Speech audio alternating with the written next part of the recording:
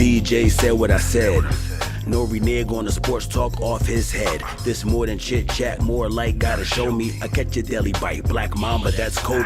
Born out of Texas like the Rangers, New York hockey. The big vanilla funny, the vanilla poppy. Head first through a ring of fire, Dan Marino. All bets on them, rare luck in the casino. Is there blue and maize, college colored clothes? Hall of Fame skill, Charles Woodson with the rose. These debates will raise your temperature to a fever. He on another speed, Tyreek Hill like a cheetah. Really know the sport, not just a sports reader. Hypocritical on your stance, non-believer. VJ virtue, opinions might hurt you. Sports talk debate, back and forth, Betty murk you.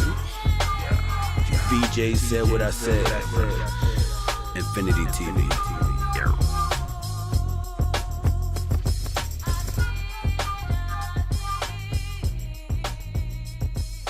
Yes, sir. Good afternoon. Good day, everybody around the nation. You are now tuning into the world premiere. Yes, world premiere, because you can go on any social media and watch things nowadays, especially on YouTube. VJ said what I said on Infinity Television. Welcome in, everybody. New show today. New show start here will be every single week. Be plugged in on Fridays. You guys can also check it out on Saturday mornings. Also on Infinity TV, YouTube, and all your social media platforms. I am your host, Veejay Vernon Huskey, the Big Vanilla Funny, the Big Vanilla Poppy. Y'all know all other nicknames, and we'll get into that, man. I want to first start off by introducing myself and introducing the show. And what you're going to get here on VJ Said What I Said. We will not do any false narratives. We will not do clickbait. We are going to get back to real, classic, debatable sports talk, entertaining sports talk. We're going to have a lot of fun. I got a lot of cool segments for you guys. I got some segments called I Told You So that's coming up. We got Flag on the play. I got a bunch of stuff. Say it with your chest. I did so much stuff on this show. You guys are going to love it. Trust me. We'll start every show with a word of the day. We'll hit all the top topics going on in sports. We'll have a bunch of fun here. 22 years in the stand-up comedy business as I have myself. So you know we're going to laugh and we're going to have a good time, man. So sit back, relax, and get ready for the new biggest thing that's happening on Sports Talk TV around the world. VJ said what I said. So as I told you guys before, we're going to start with the word of the day.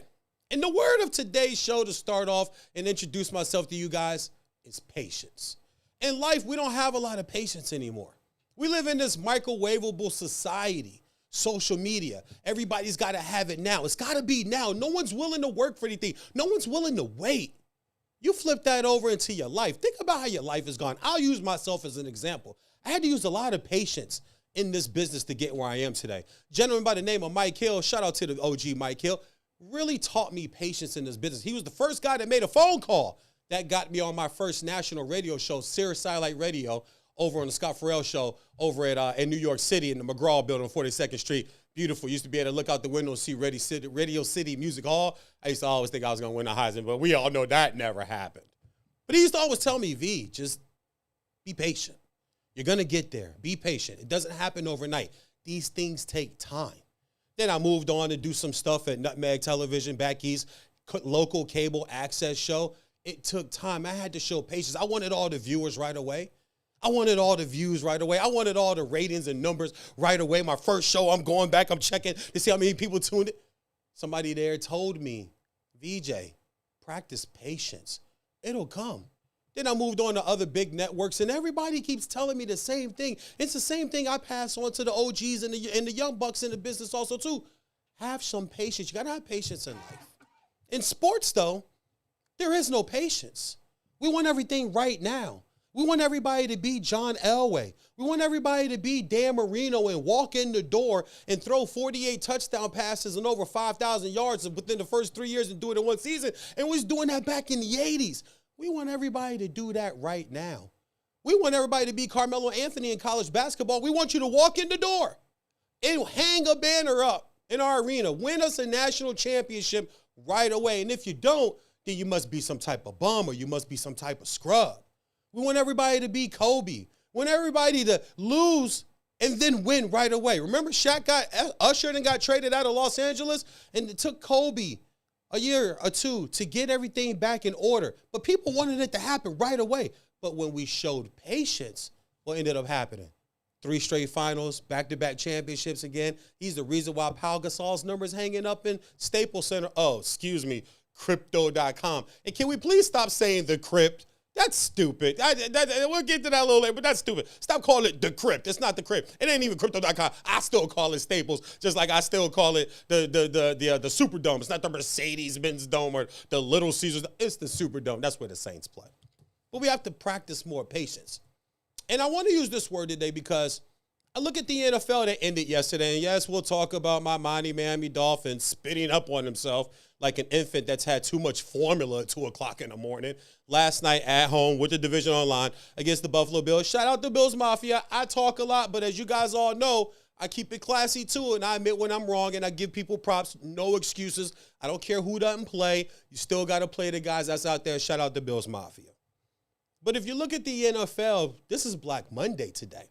This is Black Monday. This is when coaches get fired. This is when they start to make changes and they start to line guys up for interviews. You look at the Washington Commanders that come from my home area, the DMV, they're not playing around. They brought in Bob Myers. That was breaking news right there also too. Bob Myers, who orchestrated 4 championships with the Golden State Warriors. He did TV for like 3 months. Everybody's like, oh, he's going to do TV. Bob Myers is going to move on TV. Bob Myers is now going to be in the front office of the Washington Commanders, helping them find their GM, their next head coach, with Magic Johnson as being a part of that ownership group moving into the future. But you know what that's going to take, ladies and gentlemen? That's going to take some patience. Let's go about some of the quarterbacks that people want outgone already. I'm hearing the things about Chicago Bears have the number 1 overall pick. You have Justin Fields. You have a lot of issues there. You don't want to show any patience, though. You automatically want to draft Caleb Williams. Now, I like Caleb Williams from the DMV, played at Gonzaga High School, from the WCAC is what they call it back home. It's the division I played against. I didn't play in that division, but in Northern Virginia, you battle those schools, had a game against DeMatha. You guys know how many legendary broadcasters, football, baseball, wrestlers, basketball players that have come out of DeMatha High School in Hyattsville, Maryland. But, yeah, you could bring him in. But he did go 7-5 this year for the Trojans. There is some bad tape out there on Caleb Williams. You want to take a chance on a guy that can run around and make some plays. I get it. He can ad-lib. I get it.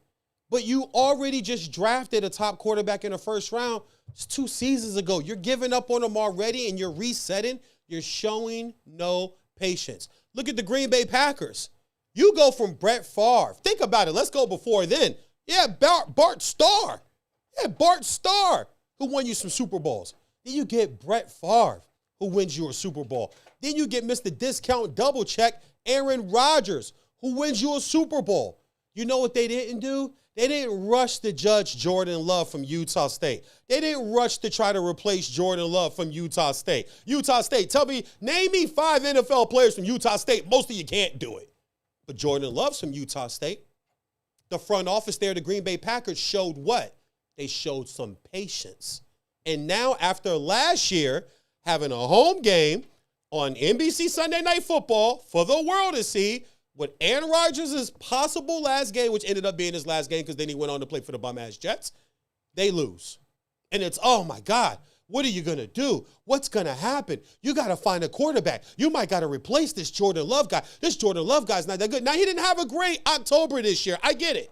But I heard the radio. My ears to the ground, people. I'm not one of these guys in this business, and we'll go through a list of who I am. The first couple of episodes, you guys are going to get to know who I am. So as I start spitting my jargon, you guys are going to be able to go yay or nay. There is no gray area with me. It's black or white. My grandmother, the great Amber Spearman, used to always tell me, right is right, wrong is wrong. Period, son. That's how my grandma taught. She's from the South and in North Carolina. That's how the country, they tell you, everything is son, everything is baby. Good, period, baby. Right is right, wrong is wrong, period. There's no gray area with me when it comes to sports. So when you think about all the patience that the Green Bay Packers did show for Jordan Love, they're in the playoffs now.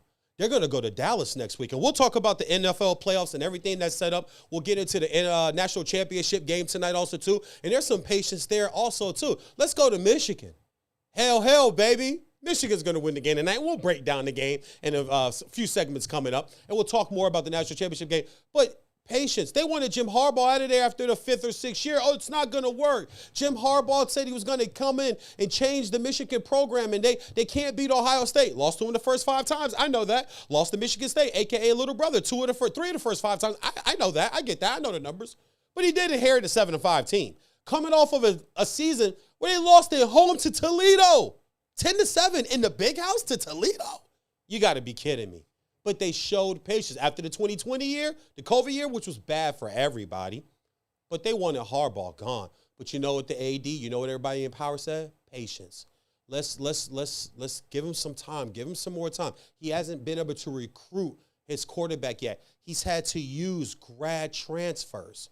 They have to come in and learn the system right away and get going right away. But they showed patience. He goes down to IMG Academy. He recruits a kid by the name of J.J. McCarthy, a 4-star, number 31st ranked guy overall, number 2 ranked pocket passer coming out of school that year.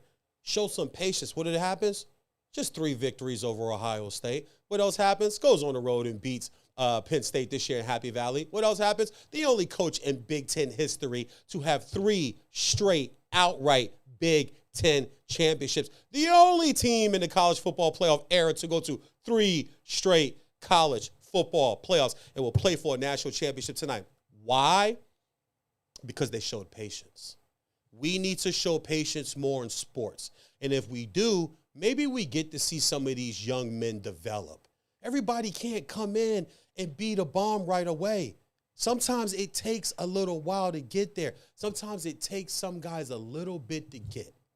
So the word of the day, and we'll keep reframing that as we talk more on VJ Say What I Said here on Infanity TV, we're going to talk more about patience. And with that said, coming up, we got to go pay some bills. Yeah, I'm at that level now. We got to go. I love saying that. We got to go pay some bills. But coming up, I will tell you guys where patience has helped in the NBA and where not patience is killing a certain NBA franchise right in front of our eyes. All that and more coming up on the all-new VJ Said What I Said, because I'm going to tell y'all on this show, I'm going to say what I mean, and I mean what I say, and if you don't like it, you take your ass the other way. Infinity TV. Be right back. Hey everyone, I'm Neko Gumike with the LA Sparks, and you are watching Infanity Television.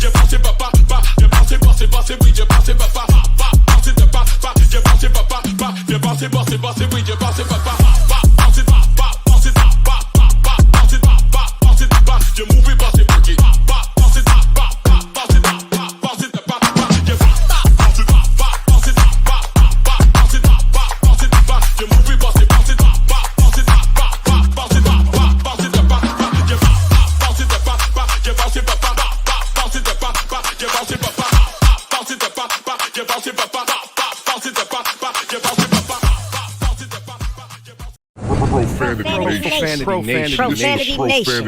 A podcast for the fans, by the fans. Dive deep into the topics the other shows miss. Raw and uncensored. And he's going to play team ball. His legacy is at stake. Rare, hard-hitting interviews with players, coaches, and you, the super fans. I'm not hating. I'm like, okay, cool. Good. 3 championships in 5 years. He's more than good, bro. Profanity Nation. Listen live or subscribe on your favorite podcast platform. What's up, y'all? It's your girl, Chanel Gwimike, and you're watching Infanity Television. Boom. Shout out Infanity Television. This is Juju Watkins. See y'all.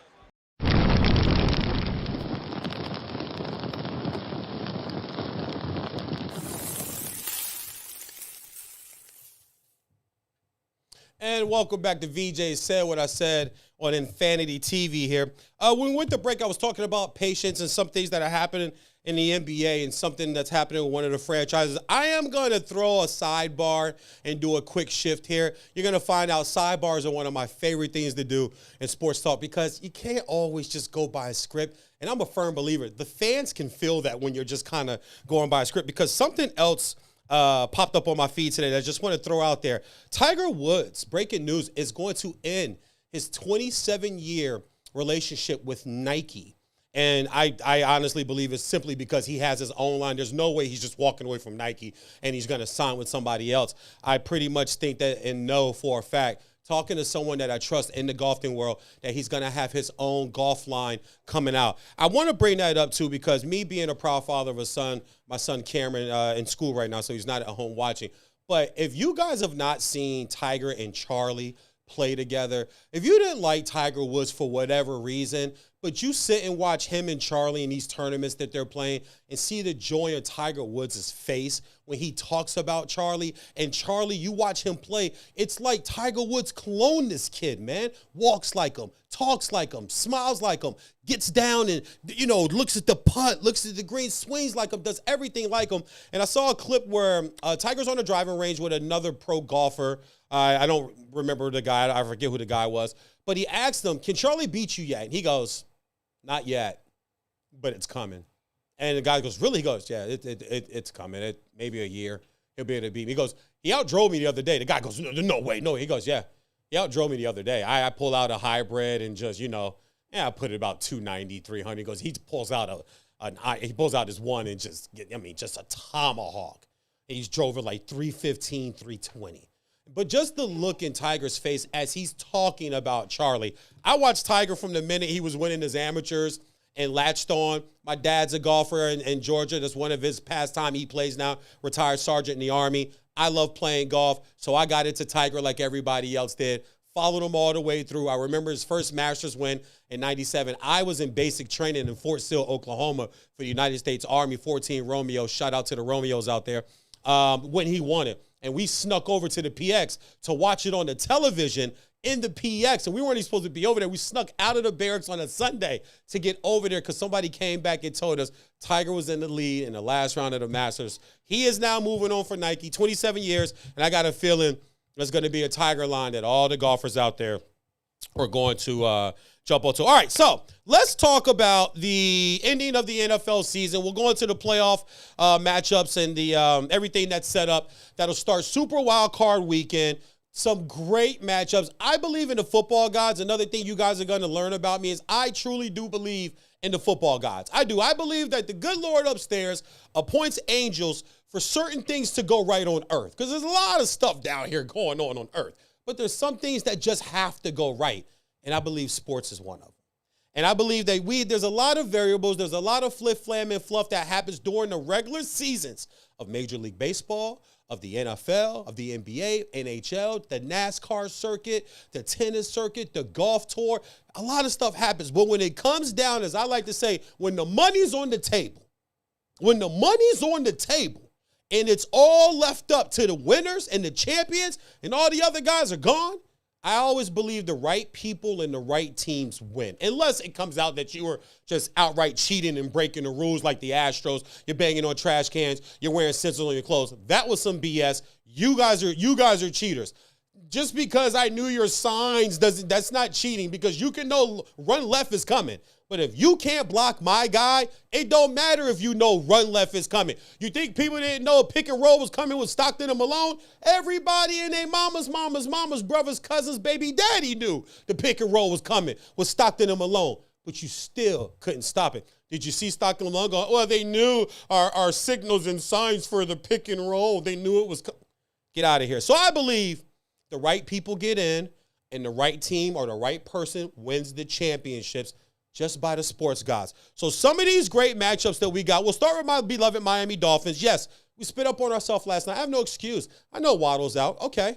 I know Moster's out. Okay. But it's a 17-game season, 18 weeks. You got to know guys are going to get hurt. You got to know you're going to have to play some backups. And if you're a backup, you got to be ready. Chase Claypool, Notre Dame receiver, was with Pittsburgh, opened his mouth last offseason, not this past offseason, last offseason, called himself a top 5 guy. What has happened to you since? You got to be ready to play. You want to talk like you're a top 5 guy, you better be ready to play when Tyreek is getting tripled and quadruple teamed and Jalen Waddle's out. You're a big body guy. You run a 4.4, 4.5. Like, you're a big body, fast guy. You said you were a top 5 dude. Where the hell you been? You got to show up. That's not on Mike McDaniel. That's not on the passing coordinator. That's not on the receivers coach. That's on you. So the Dolphins spit up on themselves last night. Shout out to the Buffalo Bills. If you go back and really look at the standings and look at how that division really ended, both ended at 11-6. Both were 7-2 at home. Both were 4-4 in a row. And both, I believe, were 8-4, had the same division record. Both 4-2 in the division. But the only problem was the two Dolphins lost in the division to the Bills. That's how they got the tiebreaker last night. That's how they ended up being the number 1 seed. They will be home against the Pittsburgh Steelers. And if I could just talk about them just real fast, where was all this talk about Mike Tomlin being done? This talk about Mike Tomlin, you want to move on from Mike Tomlin? All the man did yesterday was pass Bill Cowher for the most postseason appearances as a Pittsburgh Steelers head coach. Also, you want to talk about patience? You know who's got real patience? The front office of the Pittsburgh Steelers. What's it been, 50-something years? Uno, dos, tres head coaches. 3 in 50-something years. You got franchises firing coaches every other damn season. Patience. Some of the other matchups I think the football guys gave us, my man Matthew Stafford. Saw him in high school, loved him in Georgia. I always defended him when he was up at Detroit, because a lot of things go bad in Detroit over the last 30 years. Hence their first NFC North, well, back then it was the Central Division Championship in 30 years. Lots been bad. Wasn't Matthew Stafford. All I know, the guy's top 11 in touchdowns all time, top 11 in yards all time, and he's got a Super Bowl ring.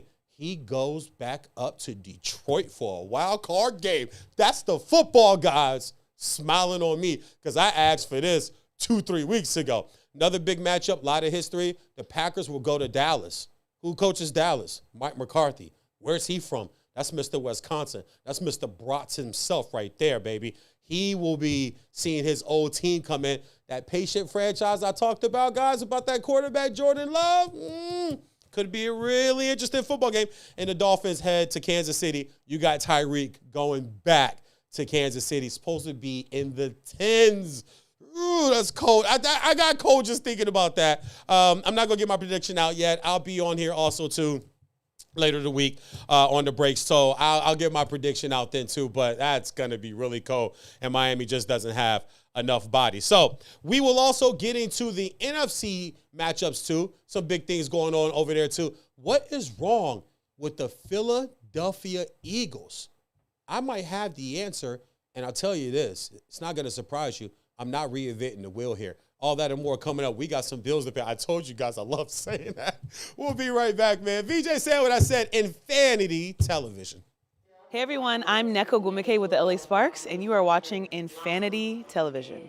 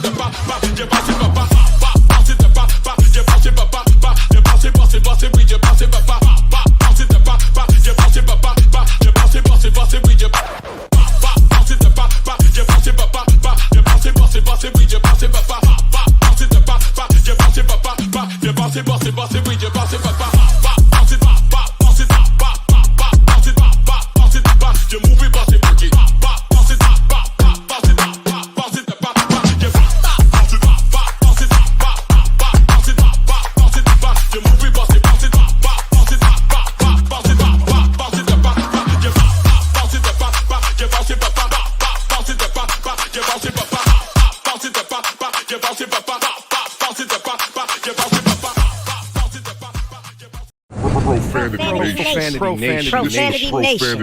A podcast for the fans, by the fans. Dive deep into the topics the other shows miss. Raw and uncensored. And he's going to play team ball. His legacy is at stake. Rare, hard-hitting interviews with players, coaches, and you, the super fans. I'm not hating. I'm like, okay, cool. Good. 3 championships in 5 years. He's more than good, bro. Profanity Nation. Listen live or subscribe on your favorite podcast platform.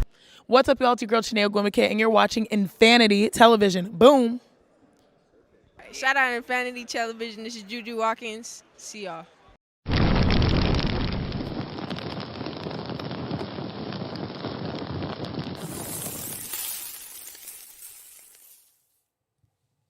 And welcome back to Veejay Said What I Said on Infanity Television, too. Also, too, man, don't forget to hit up my social media. You guys want to get at me at the Big Vanilla Funny on Twitter. I might be moving away from Twitter. It's just too negative. And as you guys are going to find out, and you ask people around, I'm a very positive guy. I'm a very optimistic. I'm a praying man. I meditate. I like yoga. You know what I'm saying? Could you imagine me, 6'3", light-skinned black dude going into a yoga class? It's the funniest thing. That's even more weird than when I go to the nail shop to get my manicure. They look at me like I'm there to pick somebody up. I'm like, no, I'm here to get, I want my nails and my toes done too. Turn the game on. What y'all sitting here watching this soap opera stuff for? Anyway, I want to move on to the Philadelphia Eagles. Before we went to break, I talked about the Philadelphia Eagles and what's going on there. And I don't think this is reinventing the wheel, and I don't think I'm going to surprise many people here, but I think it's something that just needs to have more attention in football, especially in the National Football League.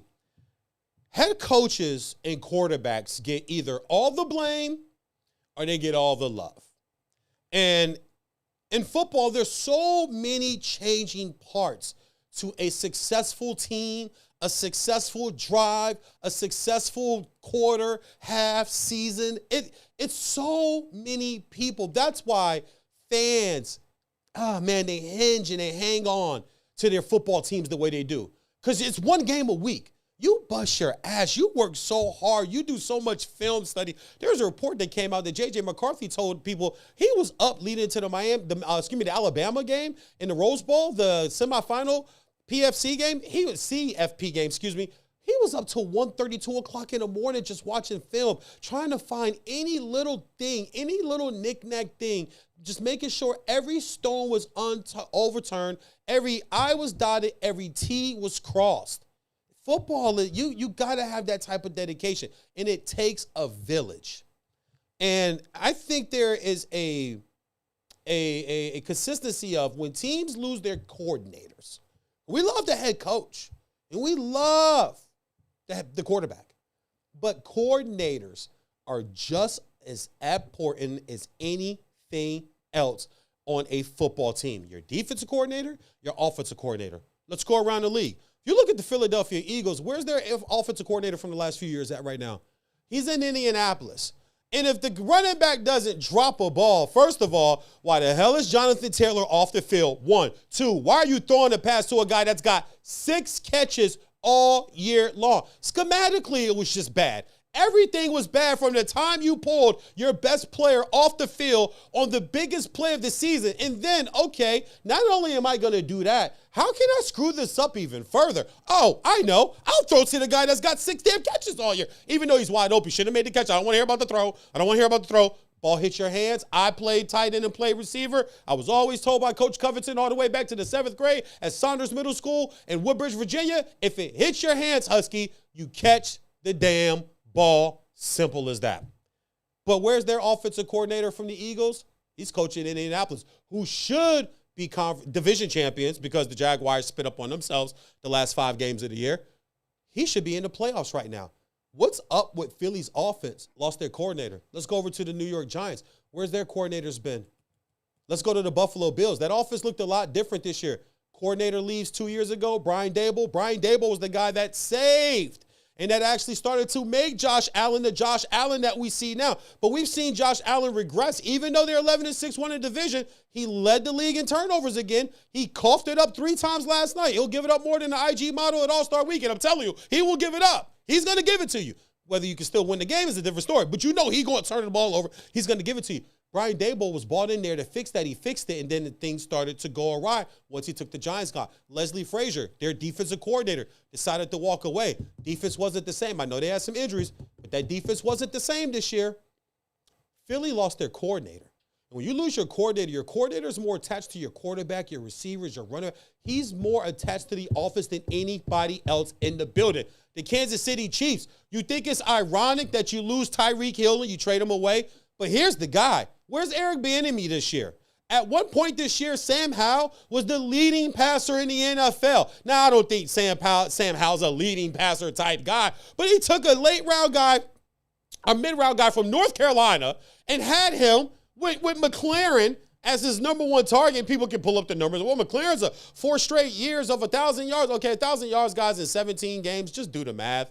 It's not a lot per game. That's not. I think the new barometer, in my opinion, needs to be 1,250 to 13. 1,215 to 1,300 is the new barometer of where you could. Let's get away from 1,000-yard rusher. Okay, 1,100-yard rusher. That's what, 70. I'm not a math guy, not a mathematician, but not 70, 72 yards a game, somewhere in there. It's not a lot, guys. I need my guy 90 yards or more receiving or rushing for me to feel like you are that game-changing, game-breaking Tyreek Hill type guy. But if you look at when coordinators leave, it affects the offense. It affects the defense. We're seeing it with Kansas City. They can't score 20 damn points. They struggle to score 20 points. But Eric Bieniemy, oh no, he's not calling the plays. It's really Andy Reid. Then what the hell is going on then? What's happening? I tell you what's happening. The coordinator is the real guy. The coordinator normally is the real guy. It's almost like the vice president and the president. We know the president's the figurehead, but there's the vice president, and then there's all these other pockets. I'm not a political guy. I don't know all the titles, but I know it's a lot of people working around the United States president. I know there's a lot of people, a lot of moving parts around that do a lot more work than he does. Or she, if we ever get a female president, which I would love to see one day. But if we ever do, trust me, there's a lot of people that's working around them. But the president is the one that's got to stand up there and be presidential and wear the Navy suit and the red tie and say the right stuff and go overseas and shake hands and kiss babies and roll his sleeves up and go on the campaign trail and all. There are a lot of people working in the background. And if you start to lose those people, look what starts to happen to your president. That's what we're seeing in the NFL a lot. You start to lose these coordinators. I tell you, there's some hot coordinators out there. Both the Detroit Lions coordinators have already been summons to be interviewed by the Washington Commanders. That's going to be led by Bob Myers now, and another assistant executive type guy that's going to come in and help. You got Magic there. I'm from the DMV. They love that team, man. That city deserves a good football team because that's a good football town. It's a good thing they got Daniel Snyder out of there. I wanted him to go kicking and screaming just because in our business, it makes for great radio and great TV. I wanted the secrets. He said he has some secrets. Well, tell me. I want some secrets. I wanted them guys. I ain't going to ask your business. But if you're going to sit and talk and we're going to pour a little glass of tequila and you want to talk, I'll listen. Hey, you know what I'm saying? I'm Shannon Sharp. I'll let Cat Williams go. Pour some more of that yak. Pour some more. Pour. Come on, Cat. Tell me what happened, Cat. That's Shannon Sharp right there. I'm him. I'm the big vanilla Shannon Sharp. But I wanted Daniel Snyder to go out kicking and screaming. But back to the main point, you need your coordinators. And that's how Shanahan in San Francisco, he's been able to keep the train going, the very good train San Francisco. It's got going to see either them or the Ravens. I think at this point it's going to win the Super Bowl. But they're able to bring in great coordinators. You go to Baltimore, you know what Baltimore does? All John does is call his boy Jimmy Burgers up in Ann Arbor, and they swap coordinators. Go look at who their defensive coordinator is down there now. Look where he came from. Go out to Houston tonight where Michigan's going to win the national championship. Look who their defensive coordinator is. Look where he came from. Came from the Baltimore Ravens. If you're going to replace your defensive coordinators, you better be pretty damn good at it. Or I think the new trend you're going to start to see is you're going to start to see these front offices go, okay, we don't want to lose this guy. So, hey, here's a little, I know we're going to go let you interview, but here's a little more scratch. Here's a little more paper. Here's a little more bread for you. So I think that's the problem with Philly. I don't think it's personnel. I know they got some injuries, but everybody does at this point in the season. Other NFC teams I want to discuss, just throw out there really quick too. The Tampa Bay Buccaneers are going to play a home game. Philly will be there Monday night. I like Philly as a bounce back game for them right now. Like I said, I'm not going to give you guys my whole NFL playoff preview because I will be, as I said, over here on Infanity TV for the breaks on Friday hosting that show. And then I will give you guys everything NFL-wise. Just some little tidbits here also, too. Coaches, I think they're out on the hot seat. We'll see what happened with the Raiders. I like Antonio Pierce there, but we're also going to see what's going to happen with Harbaugh. We know Chicago's out on their coach. I tell you this, if Philly goes down to Tampa Bay and lays an egg in that playoff game, I think Nick Sirianni can be fired.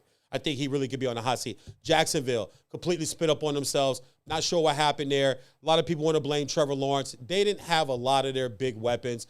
Consistently this year. I need more out of Travis Etienne. Once again, that 1,000-yard rusher thing. I need 1,250, 1,300, man, out of my back. I'm sorry, I just do. In today's league, in today's NFL, I'm tired of this running back by committee stuff. That don't matter. I need a workhorse. Man. It's like relationships and marriage, right? Yeah, you can have 3 or 4 honey dips if you want. You can have 3 or 4 dudes if you want. But if you got that one, you get that one. Wouldn't you rather just have that one that you could just lean on and that you could turn and just hand the ball to, or hand your life to, or hand your problems, or hand your sorrow, or hand your bad days to 25 times a game and let them go get you that money, let them go get you them points? I'd much rather have that than try to depend on 3 and 4 all around. What if 2 of them go down? Now I'm down to 2, and I can't rely on you 2. Bill Parcells once said it famously, if you got 2 quarterbacks, you got 0. He also said, at the end of the day in sports, you are what your record and your stats say you are. There is no variables. At the end of the day, it is what it is. Coming up next here on VJ Said What I Said, I got some things for you guys. No one likes to die. I don't think anybody wants to die, right? But I have some hills that I am willing to set my casket on and die on.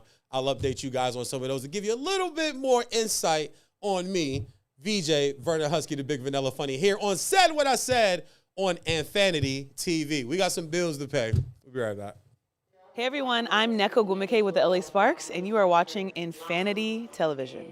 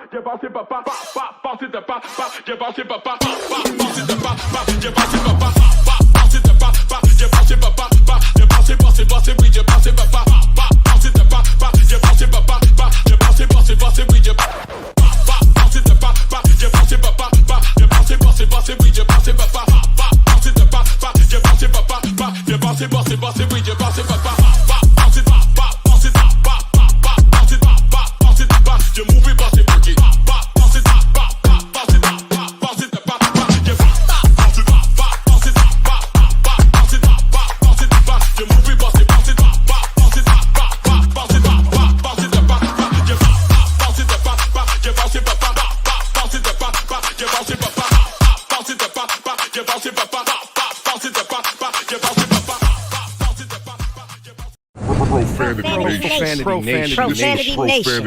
A podcast for the fans, by the fans. Dive deep into the topics the other shows miss. Raw and uncensored. And he's going to play team ball. His legacy is at stake. Rare, hard-hitting interviews with players, coaches, and you, the super fans. I'm not hating. I'm like, okay, cool. Good. 3 championships in 5 years. He's more than good, bro. Profanity Nation. Listen live or subscribe on your favorite podcast platform. What's up, y'all? It's your girl, Chanel Gwimike, and you're watching Infanity Television. Boom. Shout out Infanity Television. This is Juju Watkins. See y'all.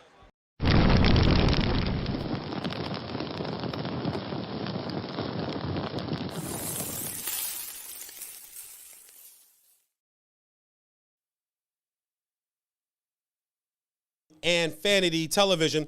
For the break, I told you guys, listen, hey, let's just be real. No one looks forward to, when they go to glory, when they go home, whatever you believe in.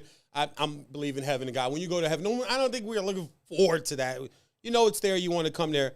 So, but there are hills that I'm willing to die on. And I want to give you guys some of these. Just another insight. As I told you guys before, these first few episodes, it's a warm-up, man. This is we stretching right now. We got so long to go. Trust me, I'm going to be around for a while. You mark my words. So I want to give you guys some of my hills to die on that. No matter what you say to me, no matter how you try to analytic me, which I think is stupid. I call it dorkisms, nerd numbers. I don't give a damn. I don't care about your numbers. I'm a guy that loves to say, put the tape on, because the camera don't lie. Tape don't lie. That's why everybody screenshots things. That's why people record things. That's why people want to videotape everything. The film don't lie. So I have some hills I want to die on where the film don't lie. Number one hill that Veejay Vernon Huskey, the Big Vanilla Funny, the Big Vanilla Poppy, will die on. Kobe Bean Black Mamba Bryant is top 3 all time. I don't care where you have them. I'm done with that discussion. I'm done with the GOAT. Is it Jordan? Is it Kobe? Is it LeBron? It's stupid. It's all generational at the end of the day. If you put the tape on, though, there's real evidence with the tape. But of course, you want to go to the numbers and the ifs and the if. If was an eighth, we'd all be high. So I don't even like doing ifs. But Kobe Bryant is number 3 or higher all time. He's got the 5 rings, 50,000 points in one jersey, 15,000 points, in one jersey, 15,000 points in another jersey. Same franchise. Put the tape on. 62 points to the Mavs, 61 through 3 quarters, the 81-point game, the game where Shaq fouls out against the Pacers, and if they lose that game, that's a whole different series. And Shaq is on record for saying, I knew back then if I'd have fouled out and we lost that series, I'd have been blamed. Everybody would blame me for it.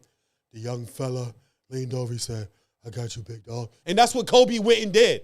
People want to pull out where he only averaged so many points. Moments. Put the film on. He knew he was going to go against the Pacers. He challenged Reggie Miller earlier that summer to some one-on-one games at UCLA. He told Shaq in their sit-down one-on-one at Staples, I knew what I can get because I played him in the summer one-on-one. I knew where I can go and what I can get on him.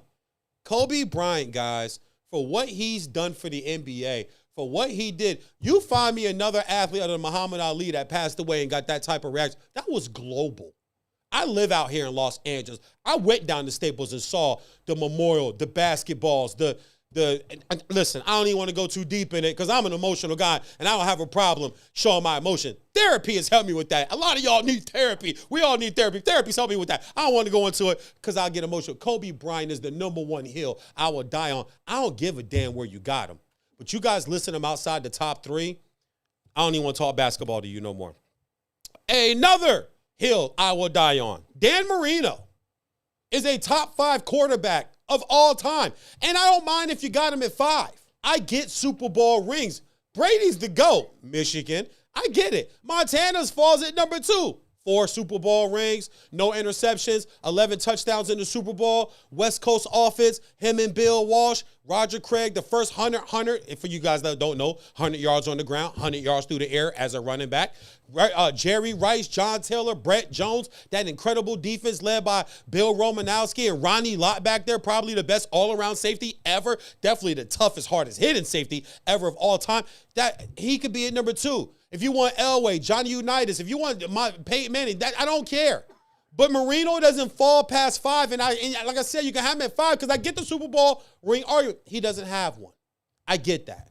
But put the tape on. Again, they'll tell you, any real football historian will tell you, nobody spun that thing like him.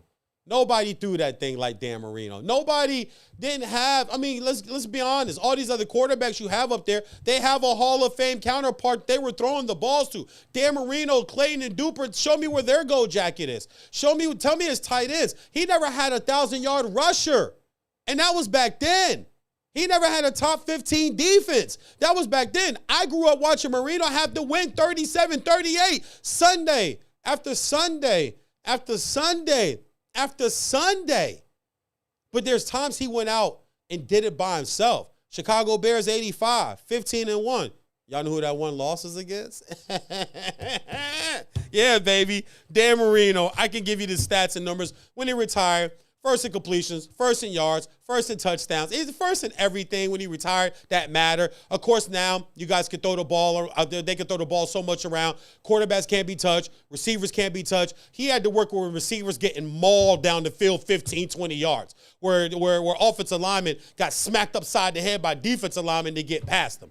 I mean, they played in a completely different era and was throwing for 48 touchdowns and 5,000 yards in the 80s. And it wasn't done again until the 2000s. So Warner, Aikman, Marino, none of those guys, Favre, Bledsoe, none of those guys in the 90s could do it. Marino was doing it in the 80s, and now when it happens, it's like, look at the league leader this year in passing yards. It's going to be Tua Tagovailoa. My man Oos. So like 43, 4,400 yards, 45 at the most, I believe. It's not even close to 5,000. Marino was doing that in the 80s. He's top 5 all time. Y'all stop playing with me. Another hill I will die on. Football is meant to be played outdoors and on natural grass. Get rid of grassy turf. Get rid of domes. I'm sorry, Detroit wants a team, fine. Minnesota wants a team, fine. The Gophers play outside. University of Minnesota plays outside. Wisconsin plays outside. The Badgers, the Packers play outside. Why the hell you can't play outside in Detroit?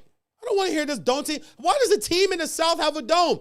It ain't never really that cold in Atlanta during this time of year. It gets a little cold and icy in January, February, but by then the Falcons aren't playing football. Why do they have a dome? Why do the Saints have a dome? Why are the Saints playing in the dome?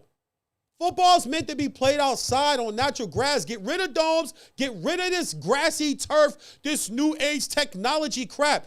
Football, grass, outdoors. I don't want to hear about the maintenance. You're multi-billionaires. The Miami Dolphins have 32 acres of grass field that they purchased to transfer grass in and out because there's concerts at Hard Rock. The Hurricanes play at Hard Rock. Don't tell me a franchise can't do it. And they're not one of the top, I believe, 10 richest franchises out there. There are people with way more money that can spend to take the roofs off these damn stadiums and put natural grass. If you want to have a roof, cool. Put the natural grass on. The Arizona Cardinals do it. They slide it in, slide it out, slide it in, slide it out.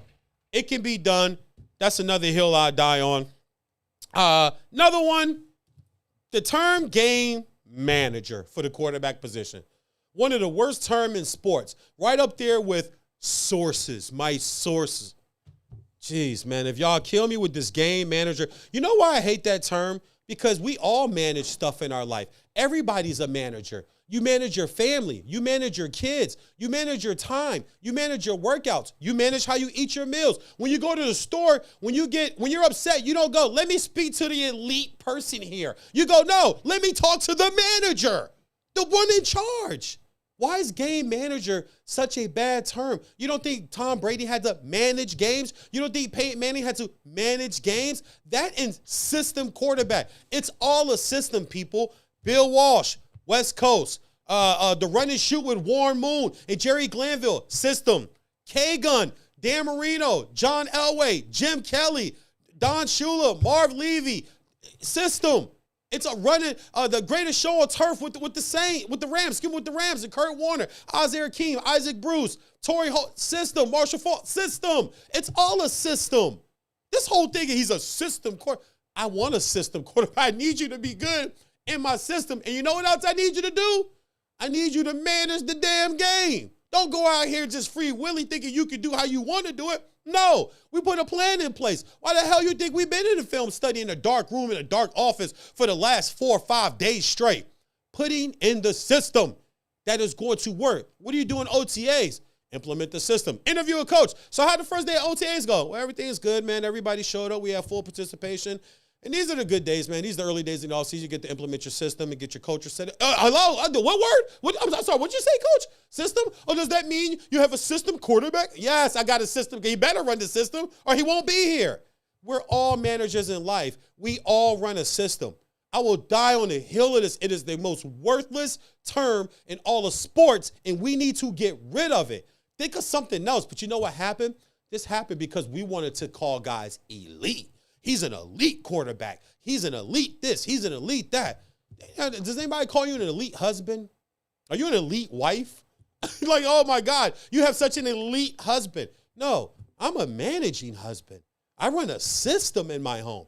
My kids, Journey and Cameron, need to be in bed by a certain time. There's a system. Their naps are a certain time. There's a system. I feed them certain things at certain times. System. They don't get juice past a certain time. System. I'm managing it. I wish somebody would tell me, oh, well, he's just a managing husband or she's just a managing wife. What?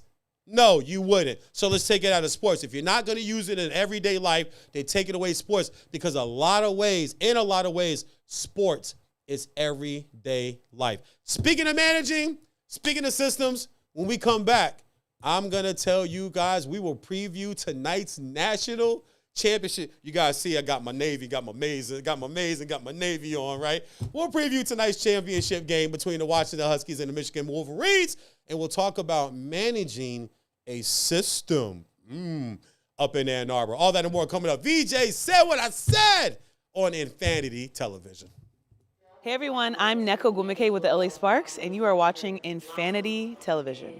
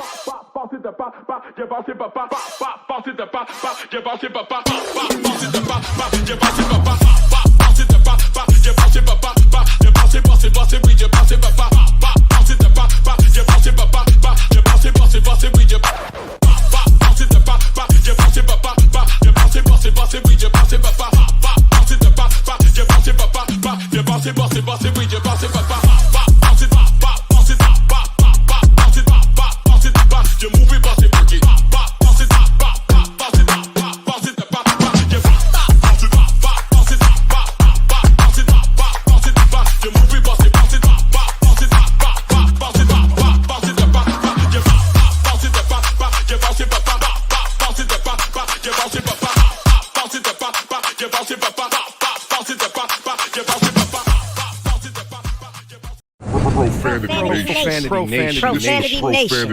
A podcast for the fans, by the fans. Dive deep into the topics the other shows miss. Raw and uncensored. And he's going to play team ball. His legacy is at stake. Rare, hard-hitting interviews with players, coaches, and you, the super fans. I'm not hating. I'm like, okay, cool. Good. 3 championships in 5 years. He's more than good, bro. Profanity Nation. Listen live or subscribe on your favorite podcast platform. What's up, y'all? It's your girl, Chanel Gwimike, and you're watching Infanity Television. Boom. Shout out Infanity Television. This is Juju Watkins. See y'all.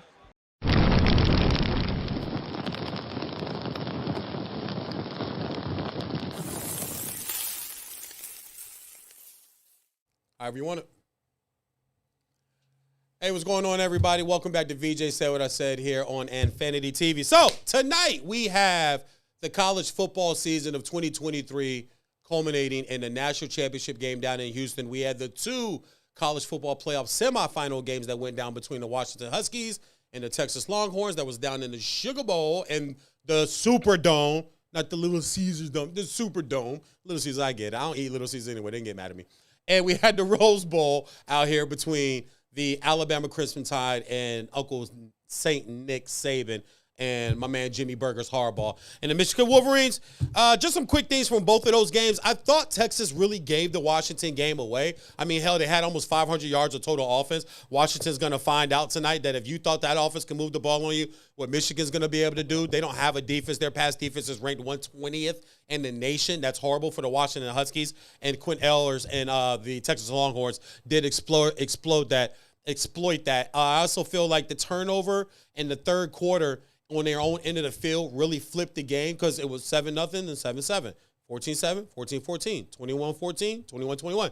They were matching them back and forth, scoring the football, scoring points, putting points on the board. The turnover was the play that actually flipped that game around. And shout out to Michael Penix Jr. Michael Penix played at Indiana, so Michigan's got plenty of film on him because they played him. He has some injury things going on there. He had 3 straight seasons where it ended on injury. He couldn't stay healthy there. The big difference playing them Big Ten, them cornbread eating, them turkey wing eating big boys out there. They coming out here to the pretty. And I love Cali. Cali's cool and laid back and slow. I'm from the East Coast and I'm military, man. I'm go. I tell my wife all the time, you move slow. I'm like, let's go. But that's a Cali thing. I get it. Everything's more laid back. Everything's easy.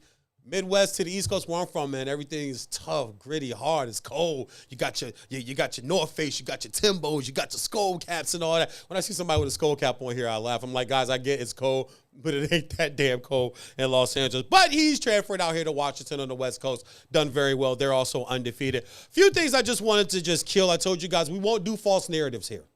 We will do real sports talk here. I will do real sports talk here. Any guests we have on in the future, it will be real sports talk. We don't do clickbait. I don't say things just to get clicks. I don't care about clicks. I'm too old for that. I'm not in that world. I'm not in that genre of, people tell me you need to do more social media and get your view. I'm old school, man. When I started my comedy career, I had to stand in line outside of clubs and audition. I didn't get a chance to do videos and put it on social media, and that's fine. I'm not knocking that generation. I'm just telling you how I had to do it. So this false narrative that this is one of Nick Saban's worst team, really, in 2023, they had 9 5-star guys. 3 guys in that recruiting class were top 10 guys. 2022, they had 3 5-star guys they recruited, but including the number 1 edge guy, the number 4 quarterback, the number 4 offensive tackle, and the number 2 corner in the nation. And then in 2021, which most of these guys playing, that's juniors. So most of those guys on the field on both sides of the ball for Alabama juniors, 7 5-stars, 2 top 10 guys, the number 2 nationally ranked guy, number 1 defensive lineman guy, the number 5 ranked guy in the nation, the number 1 and the number 2 offensive tackle, the number 1 edge rusher, Dallas Turner, who's now declared for the draft, and the number 1 corner, 13th ranked national corner. So this idea, this false narrative that this was just such a bad Nick Saban team. Do they have Jalen Waddle? Do they have a Julio Jones? Do they have a John Amici, a Jameson Williams, a Devontae Smith? No, I get it. Devontae Smith, former Heisman Trophy winner, first guy to win at the receiver position since Desmond Howard for those Michigan Wolverines that's going to win the national championship tonight. I just wanted to just get that out of the way, man, because I got tired of hearing that all last week. The top guys that were coming out of those classes for Michigan, number 33, Donovan Edwards. He's had a really, really down year. He's not produced a lot at all. J.J. McCarthy was rated number 38. He was a 4-star. Giovanni El Hadi. Somebody tell me where he is. He's not there anymore. Junior Golston, he's been playing well. He's been beasting. He had a sack. He made a big tackle in the game. But he was ranked 102 and ranked 213, Rashad Benny. Somebody tell me where he is coming out of those same classes. So the competition wasn't there. I say that because Michigan has a system. There's that word. You see what I did there? Michigan has a system in place, and it's called coaching. They get the better coordinators that come from the NFL. It's not Harbaugh. It's not Jimmy Berger's fault that he's got a brother that's got the number 1 team, got L. Jax, about to have his second MVP. We'll talk about that on Friday. It's not his fault. He could just reach out to his brother and get one of his coordinators to come up there. He's getting NFL-type coaching to players that have aspirations of playing in the NFL. That's a very big deal. Also, too, last thing about Bama, I'm going to call him a.k.a. little brother, because then that game just kind of feel like Michigan was just kind of playing with them, letting them win a little bit, letting them get their confidence. And then, okay, JJ, go get me one. Okay, Blake, go get me one. Okay, Roman Wilson, go get me one. Oh, defense, go lock it up. Against Ohio State, defense, lock it up. Against Penn State, defense, lock it up. And that's what happened. So, to me, jokingly, Alabama is now little brother number 2, along with those guys up in East Lansing. So, we move on to tonight's game. I think Michigan wins this game by a touchdown. I do respect Washington's offense. They have some great players on the outside. I'm going to tell you this. Rome Mizune, hey, I know everybody loves Marvin Harrison Jr. I get it. But I would consider drafting this kid over Marvin Harrison Jr. There were just too many games this year for my liking for a guy that you're telling me is a top 3, top 4 pick. There's just too many games that he disappeared this year and he just wasn't effective and he kind of looked checked out. Go put on the game film. The game, Michigan, Ohio State, the game, what they call it. Go put the film on. Yeah, you can show me the numbers. Oh, Veejay had 112 or 111 receiving yards. I know, but do you really remember any of them? Where's the big play? Where's the touchdown? Like, where were the big plays? Just a lot of little, then, 30-yard catch and then an 8-yard, 11-yard, then a 32-yard catch. It's easy to get to 112, but if it's not part of a winning formula, what did it really do? So I like Michigan's defense. I love their front seven. Their front seven, they rotate in 15 guys in the front seven. No defensive lineman plays more than 30, 35 snaps a game. I think the top defensive lineman for them has played like 32 snaps this year. Some numbers that I love, you guys will just love. 4 of their front 7 guys have 20 or more solo tackles, have a total of 30 tackles, period. They got 6 front 7 guys with 3 or more sacks. That means that they get pressure. Those low snaps that you saw against Alabama, remember as the game went on, those snaps started to kind of be wide, left, right, low. You know what that is? That's getting your ass handed to you up the middle by defensive tackles and blitzing linebackers. So by the time the game is really in the crisp, like the crust of the game is really, it's getting crispy now. This is where you getting that crunch of the game. That center is trying to get that ball back there fast because he's been getting his tail whooped all game long. That's how you get low snaps. That's what this front 7 does. Now you flip to the secondary. They've never seen Washington. They ain't seen a secondary like this, ever.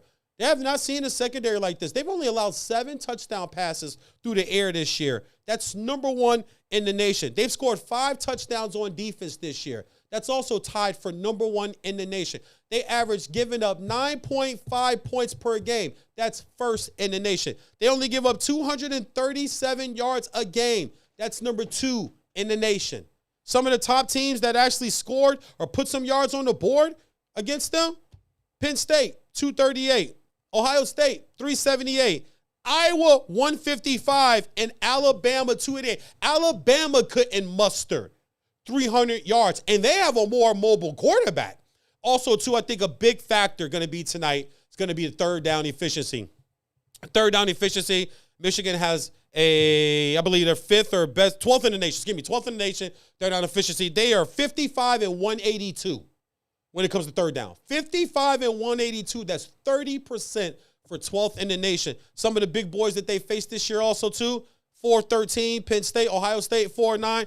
How about Alabama? 3 of 13 for third downs. Tonight, the Michigan Wolverines, through their patience, with their system, and through having the best game manager in college football, win the 2023 national championship. I'll take Michigan 31-20. I said by a touchdown. I'm going over 10. I'm going to have a great time. They're going to be partying in Ann Arbor. And in Harbaugh, you can do what you want at that point, Jimmy Burgers. You want to go to the NFL? That's cool. Just make sure you look back at Bo Schembechler Hall. Look at that trophy case and wink at that CFP championship that you want us. Or they could just pony up and give you the money. You could come back and we could run it back again, man. This has been so fun. We have so much more coming out. I appreciate you guys for tuning in to the debut, or what I said earlier, the world premiere. Yeah, you gotta make it sound good. You gotta put dubs on it like Don King, baby. Thank you guys for tuning in. Trust me, gracefully, humbly, I appreciate you all. We just getting started here. VJs, I say what I said. Veejay Vernon Huskey, the Big Vanilla Funny on Infanity Television. You guys stay great, be good, and if you can't be good, at least be good at it. God bless.